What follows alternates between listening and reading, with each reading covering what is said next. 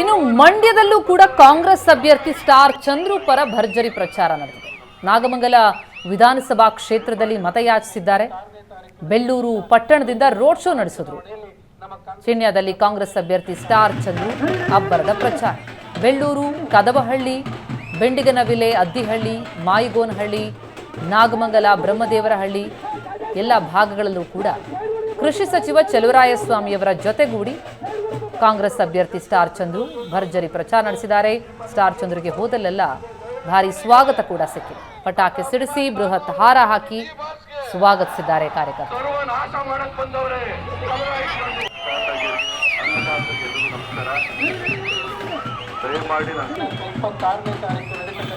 ಲೋಕಸಭಾ ಮಹಾಚುನಾವಣೆಯಲ್ಲಿ ನಮ್ಮ ಕಾಂಗ್ರೆಸ್ ಪಕ್ಷದ ಅಭ್ಯರ್ಥಿಯಾಗಿರ್ತಕ್ಕಂಥ